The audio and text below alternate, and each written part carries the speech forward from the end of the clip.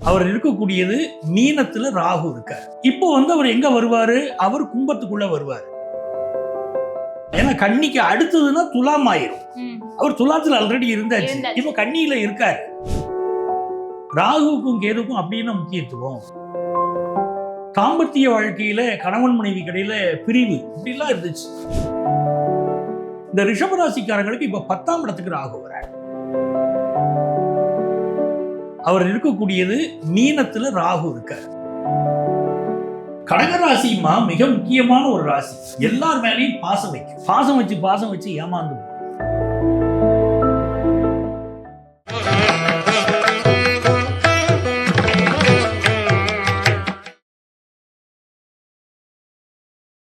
TV நேயர்களுக்கு வணக்கம். இன்னைக்கு நம்ம கூட யார் இணைஞ்சிருக்காங்க அப்படின்னு பாத்தீங்கன்னா டாக்டர் ரங்கநல்லூர் பஞ்சநாதன் அவர்கள் இணைஞ்சிருக்காரு. அவர்கிட்ட இந்த ராகு கேது பயிற்சியும் குரு பயிற்சியும் எப்படி இருக்க போகுது அப்படின்றத கேட்டு தெரிஞ்சுக்கலாம் வாங்க. சார் நமஸ்காரம். சார் நமஸ்காரம்ப்பா. சார், இந்த வருடம் ஆரம்பிச்சதுல இருந்தே மக்களுக்குள்ள அதிகமா குழப்பம் இருக்கு. சனி பயிற்சி பாத்தீங்கன்னா இருக்கா இல்லையா, எப்போ வரப்போகுது அப்படின்ற ஒரு குழப்பம் ஒரு பக்கம் இருந்தது.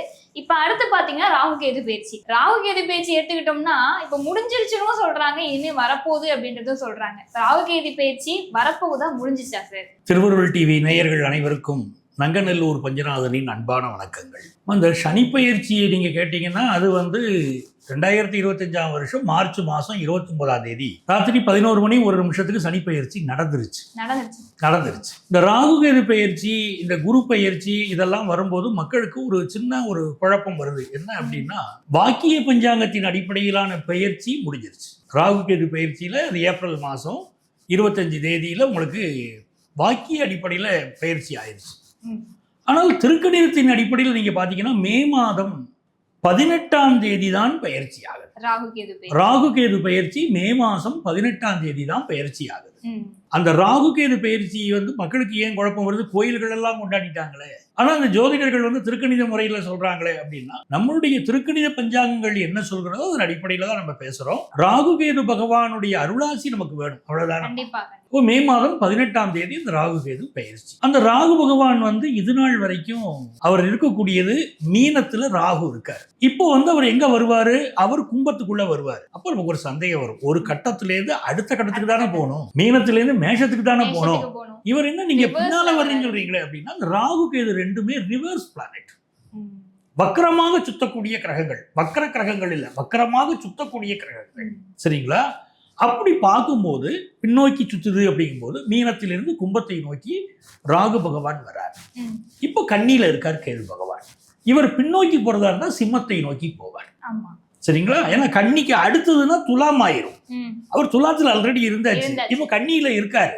கன்னியில இருந்து அவரு சிம்மத்தை பார்த்து போறாரு கேது பகவான். இதுதான் அந்த ராகு கேது பயிற்சி. இப்படித்தான் பயிற்சி அடையுது. உங்களுக்கு ஒரு டவுட் வரும், அது ராகுவும் கேதுவுக்கு அப்படி என்ன முக்கியத்துவம் இல்லையா? மனசுல அந்த கேள்விதானே இருக்கு.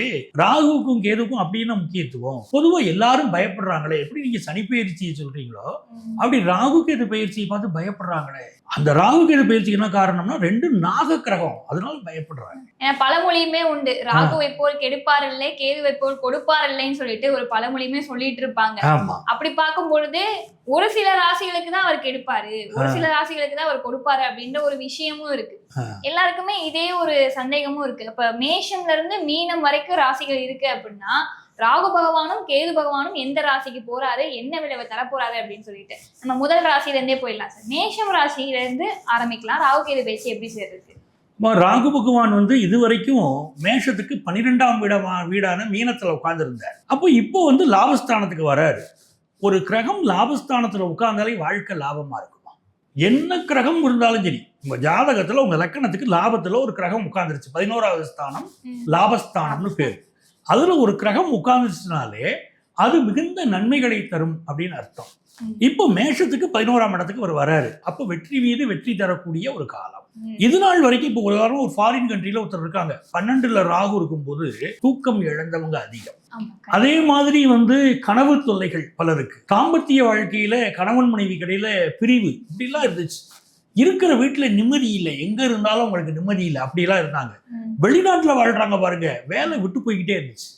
இப்போ என்னைக்கு இந்த ராகு 11ஆம் வீட்டுக்கு வந்தாரோ, இனி தொட்டதெல்லாம் மேஷராசிக்காரர்களுக்கு மிகுந்த அனுகூலம். ஒரு குழந்தை பாக்கியத்தை எதிர்பார்க்குறாங்கன்னா குழந்தை பாக்கியம் கிடைச்சு, ஒரு ஆஃபீஸில் ப்ரமோஷன் எதிர்பார்க்குறாங்கன்னா ப்ரமோஷன் கூடி வரும். இவங்களுக்கு நியாயமாக கிடைக்க வேண்டிய ப்ரமோஷனில் ஒரு தடை இருந்துச்சுன்னா தடை நீங்கிடும். ஒரு பிஸ்னஸ் பண்ணிக்கிட்டு இருக்காங்கன்னா அது நல்ல லாபகரமாக வரப்போகுது. படிக்கக்கூடிய ஸ்டூடெண்ட்டை பார்த்தீங்கன்னா எஜுகேஷனில் ஒரு பெரிய வெற்றியை பெற போகிறாங்க. இதெல்லாம் மேஷத்துக்கு 11ஆம் இடத்துல ராகு வருவதனால் நமக்கு கிடைக்கக்கூடிய நன்மைகள். கண்டிப்பா வெற்றி மீதி வெற்றி வந்து என்னை சேரும்னு அவங்க பாடிட்டே போயிடலாம் போல. அப்ப அது வாங்கிட்டு வந்த பெருமையெல்லாம் ராகுவை சேரும். அப்ப ராகுவை போல கெடுப்பார் இல்லைன்னு சொல்றோம் பாத்தீங்களா. அந்த பழமொழியோட அர்த்தம் என்னதுன்னா, கெட்ட விஷயங்களை தான் அவர் கெடுப்பார். மைனஸ் இன்டு மைனஸ் பிளஸ் தான். அவர் கெடுப்பார்னா வாழ்க்கையை கெடுத்துருவாருன்னு அர்த்தம் கிடையாது. சரிங்களா, நல்லது செய்வார். கண்டிப்பா கண்டிப்பா. அடுத்ததா ரிஷபராசி அன்பர்களுக்கு எப்படி சார்? ரிஷபராசிங்கிறது காலபுருஷ தத்துவத்துடைய 2வது ராசி. பொதுவா ரிஷபராசிக்காரங்களுக்கு பாத்தீங்கன்னா ஒரு நல்ல கலைத்துறையில ஒரு மோகம் இருக்கும், நிறைய சாதிக்கணுங்கிற எண்ணம் இருக்கும், நல்ல அழகா இருப்பாங்க. இந்த ரிஷபராசிக்காரங்களுக்கு இப்ப 10ஆம் இடத்துக்கு ராகு வர, 10ஆம் இடத்தில் ஒரு பாவியாவது இருக்கணும்னு ஜோதிட கிரகங்கள் ஜோதிட சாஸ்திரமே சொல்லுது. அப்ப ராகுவ பாவி கிரகம் தானே சொல்றோம். அவர் 10ஆம் இடத்துல இருக்காருன்னா உங்க வேலையில ஒரு பெரிய ஒரு மாற்றத்தை கொடுப்பார். சிலருக்கு வேலை இல்லாம இருந்தாங்கன்னா வேலையை கொடுத்துருவார். வேலையில இருக்காங்கன்னா அந்த வேலையில் இருக்கக்கூடிய பிரச்சனைகள் எல்லாம் சீர்படுத்தி கொடுக்க போறார். இப்போ 10ஆம் இடத்துல ஒரு பாவ கிரகம் வந்த உடனே வாழ்க்கை உயரும், அந்த வேலை நல்லா இருக்கும். இப்போ வேலை சூப்பரா இருக்க போகுது. அது ஒண்ணு. 2வது, ரிஷபராசிக்காரர்கள்ட்ட அவருடைய அழகு அதிகப்படும். இந்த காலகட்டத்தில் நீங்க பார்க்கலாம், அவருடைய அழகு கூடும். நீங்க கவனிச்சு பார்க்கலாம். 3வது விஷயம், நிறைய பேருக்கு இந்த ராகுவுடைய பார்வையை பார்த்தீங்கன்னா ரிஷபராசியுடைய 4வது வீட்டை பார்க்கிறார். அப்போ இவங்களுக்கு என்ன ஆகுனா, பெரிய அளவுக்கு எஜுகேஷன்ல சாதிக்கணும் அப்படிங்கிற எண்ணம் மாணவர்களுக்கு வரும். குறிப்பாக 10th +1 +2 படிக்கிறாங்க அந்த மாணவர்களுக்கு எல்லாம் நிறைய சாதிக்கணும் அப்படிங்கிற எண்ணம் வந்து இந்த காலகட்டத்தில் வரப்போகுது.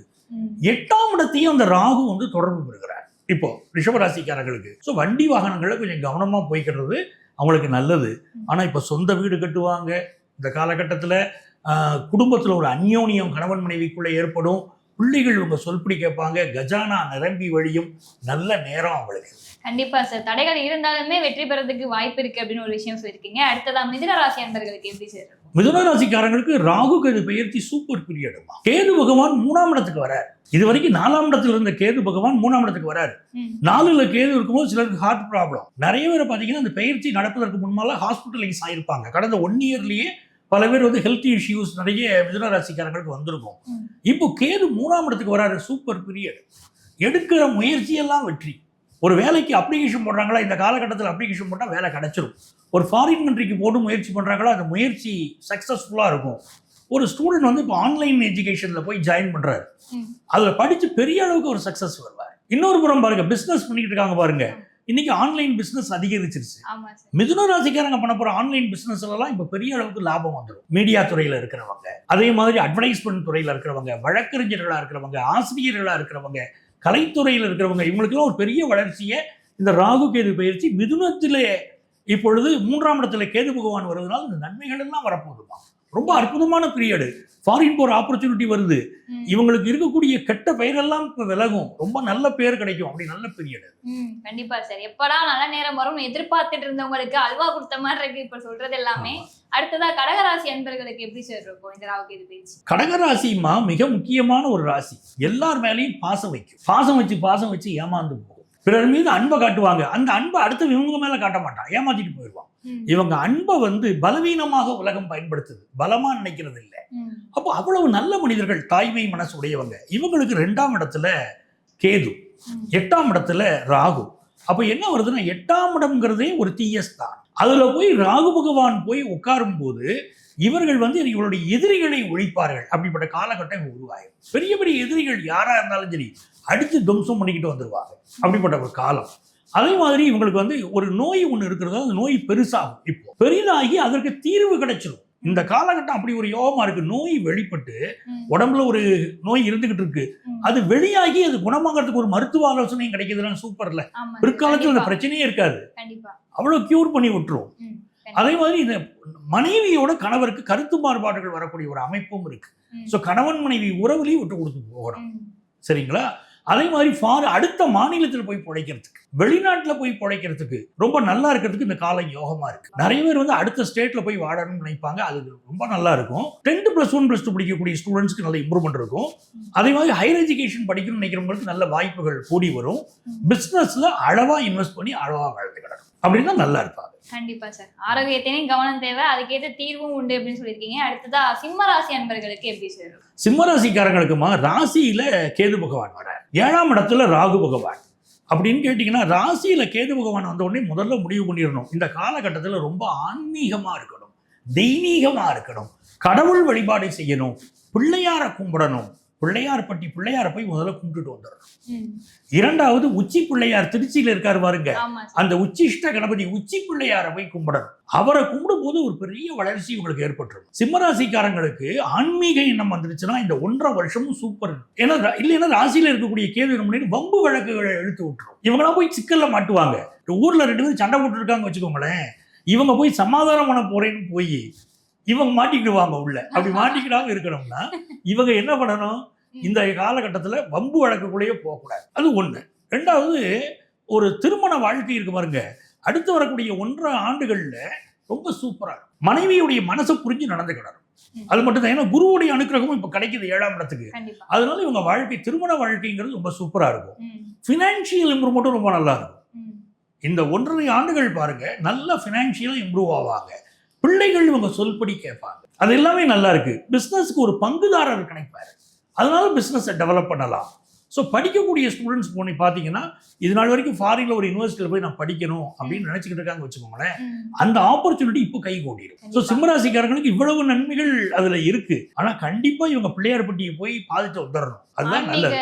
ரீதியா ஏதாவது ஒரு விஷயம் வேணும்னு சொல்றீங்க இல்லையா? நிச்சயமா ஆன்மீகம் தான் காப்பாற்றும் இப்போ சிம்மராசிக்காரங்க. அதனாலதான் என்னமோ நான் இங்க வந்துட்டேன்னு நினைக்கிறேன் சார்.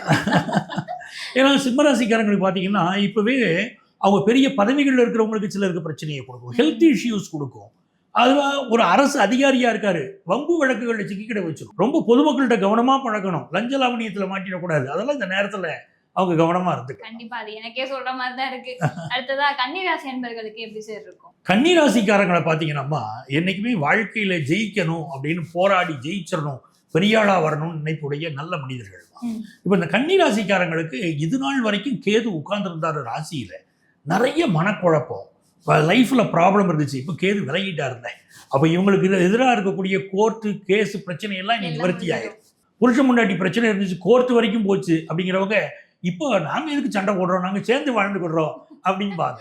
ஒரு அந்யோன்யம் வந்து அப்போ அது ஒரு நல்ல விஷயம். அதே மாதிரி ஜாப் சூப்பரா அமையும். 6ஆம் இடத்துல இருக்கக்கூடிய ராகு ஜாப்ல பெரிய அளவுக்கு உங்களுக்கு வெற்றிகள் கொடுத்து நல்ல ஜாப் கிடைச்சு, நல்ல ஹைக் கிடைச்சு, சேலரி ஹைக் கிடைச்சு ரொம்ப நல்லா இருப்பாங்க. ப்ரொஃபஷனல் கோர்ஸ் படிப்பாங்க பாருங்க, அந்த ஸ்டூடெண்ட்ஸ்க்கெல்லாம் பெரிய இம்ப்ரூவ்மெண்ட் இப்போ ஏற்படும். மகாலட்சுமி யோகம்னு பேர். 6ல் ராகு வந்தா மகாலட்சுமி யோகம், செல்வ செழிப்பு மிகுந்திருக்கும் இவங்களுக்கு. குடும்பத்துல நல்ல நல்ல செய்திகள் எல்லாம் வரப்போகுது. அப்படிப்பட்ட ஒரு யோகம் இவங்களுக்கு இருக்கு. ஸோ கன்னிராசிக்காரங்களுக்கு இது நல்ல ராகு கேது பயிற்சி. இந்த ராகு கேது பயிற்சியில் அவங்களும் ஏதாவது ஒரு நாக தெய்வம், திருநாகேஸ்வரம் அப்படின்னு சென்று வழிபாடு செய்வது உங்களுக்கு பெரிய பெரிய வெற்றிகளை கொடுக்கும். கண்டிப்பா சார். அடுத்ததா துலாம் ராசி அன்பர்களுக்கு இந்த ராகு கேது பயிற்சி எப்படி சார்? துலாம் ராசி தான் இருக்கிற ராசிகள்ல சூப்பர் ராசி. துலா ராசிக்கு பாத்தீங்கன்னா லாபத்துக்கு கேது வர. கோர்ட்ல ஒரு கேஸ் போட்டிருக்கீங்க, அந்த கேஸ்ல உங்களுக்கு தான் வெற்றி. சட்டம் படிச்சிருக்கீங்க, உங்களுக்கு உங்க துறையில பெரிய ஆளா வந்துருவீங்க. ஆன்மீக துறையில இருக்கீங்க, உலகம் உங்களுடைய பேச்சை உற்று கவனிக்கும், உங்களை பாராட்டும், உங்கள் காலில் விழுந்து வணங்கும். அப்படிப்பட்ட யோகம்.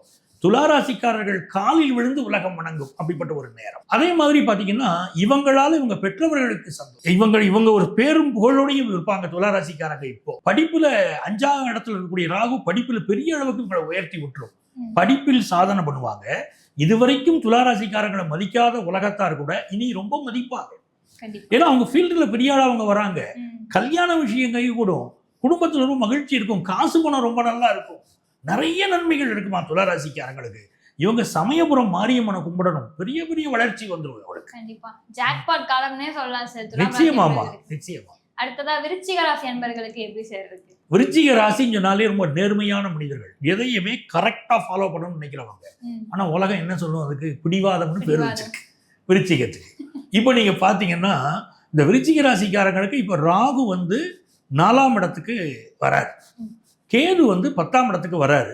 இந்த கேந்திர ஸ்தானங்களுக்கு பார்த்தீங்கன்னா காம திரிகோண ஸ்தானங்கள் மாதிரி எப்படி 3, 7, 11 அப்படி பேசுகிறோமோ மோட்ச திரிகோண ஸ்தானங்கள் ஜாதகத்தில் இருக்கு. அந்த மோட்ச திரிகோண ஸ்தானத்துக்கு ராகு வர, அப்போ உங்களுடைய எண்ணங்கள் எல்லாமே உயர்ந்த எண்ணங்களா வச்சுக்கணும். உயர்ந்த எண்ணங்கள் இருந்தால் விருச்சிக ராசிக்காரர்கள் உயர்ந்த எண்ணம், பிறருக்கு உதவி செய்யணும், தெய்வ வழிபாடு மேற்கொள்ளணும், இப்படியெல்லாம் இவர்கள் இருக்க ஆரம்பித்தால் இவங்களுக்கு பெரிய பெரிய வளர்ச்சி இப்போ வர ஆரம்பிச்சிடும். சிலருக்கு நெஞ்சில இப்ப என்னன்னா ஒரு நுரையீரல் சம்பந்தப்பட்ட பிரச்சனைகள் சிலருக்கு இருக்கும். அதுக்கு நல்ல மெடிக்கல் அட்வைஸ் எடுத்துடணும். கல்வியில பெரிய அளவுக்கு சாதனை பண்ணுவாங்க. படிக்கக்கூடிய ஸ்டூடெண்ட்ஸ்க்கெல்லாம் ரொம்ப முன்னேற்றம் இருக்கும்.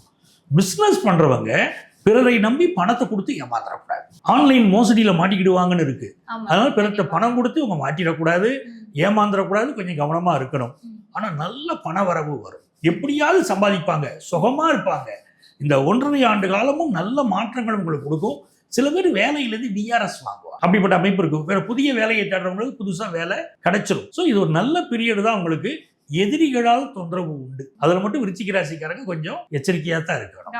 ஆமா, எப்படி பார்த்தாலும் திருச்செந்தூர் முருகனை கும்பிட்டா வாழ்க்கை சூப்பரா இருக்கும். நல்லது சார். திருச்செந்தூர் முருகனை கும்பிடாது விருச்சிக ராசிக்காரங்களுக்கு நன்மைதான். அடுத்ததா தனுசு ராசி அன்பர்களுக்கு எப்படி சார் இருக்கும்? தனுசு ராசிக்காரங்கம்மா, ராகு பகவான் 3ஆம் இடத்துக்கு வராருமா, பெரிய யோகம். பொதுவாகவே இந்த ராகு கேதுகளுக்கு 3ஆம் இடம்ங்கிறது அற்புதமான யோகத்தை தரும். அப்போ பக்கத்து வீட்டில் உள்ளவங்கலாம் இது வரைக்கும் உங்களுக்கு பகைவரா இருந்தா கூட ஃப்ரெண்ட்ஷிப்பா மாறிடுவாங்க. ஆபீஸ்ல யார் யார் உங்களுக்கு எதிரியா இருந்தாங்களோ அவங்கெல்லாம் இனிமே நண்பர்கள். பெரிய பெரிய காரியம் சாதிப்பீங்க. சில பேர் பக்கத்து வீட்டை விலைக்கு வாங்கிடுவாங்க. இப்போ மனசுல ஒரு தைரியம், தன்னம்பிக்கை, எதையும் சாதிக்க முடியுங்கிற ஒரு எண்ணம், அத்தனையும் சாதிச்சுக்கிட்டு வர போறாங்க. இந்த 1.5 ஆண்டு காலத்துக்கு முடிவுல பாத்தீங்கன்னா உங்க வாழ்க்கையில ஒருபடி உயர்ந்திருப்பாங்க. 1.5 ஆண்டு கால முடிவுல வாழ்க்கையில உயர்ந்திருப்பாங்க. அப்படிப்பட்ட ஒரு யோகம். பினான்சியலாவும் ரொம்ப நல்லா இருப்பாங்க. என்ன குறைகள் உங்க வாழ்க்கையில் இருந்துச்சோ எல்லா குறைகளும் நிவர்த்தி ஆகக்கூடிய ஒரு நல்ல நேரம் அவங்களுக்கு ஆரம்பிக்குதுமா. திருமண தடைப்பு விலகிடும். நல்லபடியா கல்யாணம் கூடி வரும். பிள்ளைகளுக்கு கல்யாணம் ஆகல, அவங்க பிள்ளைகளுக்கு இப்ப கல்யாணம் ஆகும். சரிங்களா? இவங்க பயணங்கள் எல்லாம் வெற்றிகரமா அமையும். பெரிய அளவுக்கு ப்ராஜெக்ட் ஒர்க் எடுத்து பண்ணலாம், பெரிய அளவுக்கு பயணங்கள் பண்ணலாம், எல்லாமே வெற்றி வரும். ஒரு ஸ்டூடெண்டா இருக்காங்க, ஒரு ப்ராஜெக்ட் ஒர்க் எடுத்து பண்றாங்க, நல்ல நேம் கிடைக்கும் உங்களுக்கு. ஒரு ரிசர்ச் ஓரியன்ட் விஷயங்கள் இறங்குறவங்க அதுல வெற்றி பெறுவாங்க. அப்ப தனுசு ராசிக்காரங்களுக்குமா பயணங்களில் வெற்றின்னு சொன்ன பாருங்களேன். முக்கியமா ஒரு பிசினஸ் பயணங்கள் இருக்குன்னா ஜெயிச்சிருவாங்க. ஒரு ரெப்ரசன்டேட்டிவா இருக்காங்க, அந்த ரெப்ரசன்டேட்டிவ் தொழிலில் இருக்கக்கூடியவங்க, மெடிக்கல் ரெப்பு, அவங்களுக்கெல்லாம் பெரிய ஒரு வளர்ச்சி இந்த காலகட்டத்தில் ஏற்படும். டிரைவர்கள், கனரக வாகனங்கள் ஓட்டக்கூடியவர்கள், நடைபாதையில கடைகள் வச்சு நடத்தக்கூடியவங்க, இந்த மாதிரி எந்த துறையை சேர்ந்தவர்களாக இருந்தாலும் ஒரு பெரிய வளர்ச்சியை இந்த காலகட்டத்தில் பார்க்க போறாங்க. வெற்றி மீது வெற்றி சேரக்கூடிய அற்புதமான நேரம் தனுசு ராசிக்காரங்களுக்கு. இவங்க என்ன பண்ணணும்னு கேட்டீங்கன்னா, ராஜராஜேஸ்வரி அம்மனை வழிபடணும். கண்டிப்பா அந்த ராஜராஜேஸ்வரி அம்மன் வழிபாடு கேட்டீங்கன்னா புகழின் உச்சிக்கு உங்களை கொண்டு செல்லும். அப்படிப்பட்ட நேரம் இது. நல்லது சார். அடுத்ததான் மகர ராசி அன்பர்களுக்கு எப்படி சார் இருக்கும்? மகர ராசிக்காரங்களுக்கு இப்போ கேது 8ஆம் இடத்துக்கு வராருமா, ராகு 2ஆம் இடத்துக்கு வராரு. மகர ராசிக்காரர்களுக்கு பெரிய அளவுக்கு பண வளர்ச்சி வரும். 2ஆம் இடத்துல இருக்கக்கூடிய ராகு உங்க தாகத்தை அதிகப்படுத்திக்கிட்டே இருப்பாரு. இன்னும் சம்பாதிக்கணுங்கிற எண்ணத்தை கொடுப்பாரு. எப்போ ஒரு மனிதர் சம்பாதிப்பார், அவருக்கு தேவை அதிகமா இருக்கணும் இல்லைங்களா? சம்பாதிச்சா அவர் மனசு திருப்தி அடையாம இன்னும் சம்பாதிக்கணுங்கிற எண்ணம் அவரை உயர்த்தி விட்டுருது. அப்படி பெரிய அளவுக்கு உங்களை உயர்த்த போகுது. பண வருமானம் நன்றாக இருக்கும், சந்தேகம் இல்லை. லவ் லைஃப் இப்போ செட் ஆகும். நிறைய பேர் காதலிக்கக்கூடிய இளைஞர்களுக்கு காதல் செட் ஆகக்கூடிய நேரம், அவங்க விரும்பினபடி திருமணம் நடக்கக்கூடிய ஒரு நேரம். அதுவும் இந்த ராகு கேது பயிற்சியில் நடக்க போகுது. தொழில் ரீதியாக பெரிய வளர்ச்சியை பார்ப்பாங்க. ஒரு கடன் வேணும்னு நினைக்கிறாங்க, கடன் வாங்கி பிசினஸ் டெவலப் பண்ற ஆட்கள் பல பேர் இப்போ மகர ராசிக்காரங்களா இருப்பாங்க. பெரிய அளவுக்கு டெவலப் பண்ணிடுவாங்க. அதே மாதிரி கொஞ்சம் வயது சம்பந்தப்பட்ட பிரச்சனைகள், வயது பிரச்சனைகள் இருக்கும், அது வரும் போகும். இவங்க என்னன்னா குடும்ப வாழ்க்கையில உங்களுக்கு கொஞ்சம் எதிர்பார்ப்புகள் அதிகரிக்கும். எதுல கவனமா இருக்கணும்? வண்டி வாகனங்கள்ல போகும்போது கொஞ்சம் கவனமா இருக்கணும். யார்ட்டையும் அதிகம் பகைச்சிக்கிடக்கூடாது, எந்த கேஸ்லையும் போய் இப்போ மாட்டிடக்கூடாது. அப்படி இருந்தாங்கன்னா போதும். குறிப்பாக அரசு அதிகாரிகளாக இருக்கக்கூடியவர்களுக்கு சில பிரச்சனைகள் இந்த காலகட்டத்தில் வரும். அவங்க அதில் கொஞ்சம் கவனமாக இருந்துக்கணும். அவ்வளோதானே தவிர ராகு கேது பயிற்சிங்கிறது பொருளாதார ரீதியாக வளர்ச்சி, மிகப்பெரிய ஒரு சந்தோஷத்தை உங்களுக்கு கொடுக்க போகிற காலகட்டம் தான்மா இது. இவங்க என்ன செய்யணும் அப்படின்னு கேட்டிங்கன்னா, திருப்பாம்புரம் சென்று வழிபாடு செய்யணும். மகர ராசிக்காரங்க திருப்பாம்புரம் சென்று வழிபாடு செய்வதுங்கிறது இவங்க வாழ்க்கையில் இருக்கக்கூடிய தோஷத்தை முழுமையாக நீக்கும். எவ்வளவு தடைகள் இருந்தாலும் நீக்கும், பெரிய ஆளா வந்துருவாங்க. கண்டிப்பா சார். அடுத்ததா கும்பராசி அன்பர்களுக்கு எப்படி சார் இருக்கும்? கும்பராசிக்காரர்களுக்கு மிக மிக மகிழ்ச்சியான நேரமா. இதுவரைக்கும் உங்களுக்கு 2ஆம் இடத்துல இருந்த ராகு ராசிக்குள்ள வராரு. ராசிக்குள்ள ராகு வந்துட்டாருனாலே பெரிய அளவுக்கு பண வளர்ச்சி. ஏன்னா இவங்க ரொம்ப எதிர்பார்ப்புல இருக்காங்க. பணம் பத்தலை குடும்பத்தை நடத்துறதுக்கு. பல கும்பராசிக்காரங்களுக்கு ஒரு சந்தோஷமா கடந்த காலகட்டத்தில் இருந்தவங்களுக்கு கடந்த சில ஆண்டுகளா பிரச்சனை. அது காரணம் 7.5 சனி வேற. ஆமா. இப்ப சனி பகவான் ஜென்மத்தை விட்டு விலகி இருக்காரு. அந்த நேரத்துல ராகு வரும்போது இந்த பாம்பு படம் எடுத்து நிக்கும் பாருங்க, அந்த மாதிரி ராகு உள்ள நுழைஞ்ச உடனே இவங்க அப்படி தலை நிமிர்ந்து நிப்பாங்க, ஆனதை பார்த்துருவோம் நிப்பாங்க. இவங்களுடைய சீற்றத்துக்கு மற்றவங்க பயப்படுவாங்க.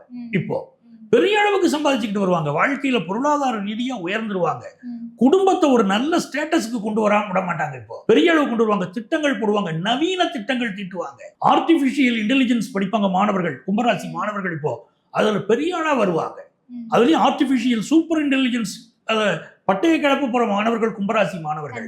பெரிய அளவுக்கு வளர்ச்சியும் சந்தோஷமும், பிசினஸ்ல வளர்ச்சியும், கல்வியில வெளிநாட்டு யோகமும் இவங்களுக்கு இப்ப கூடி வருது.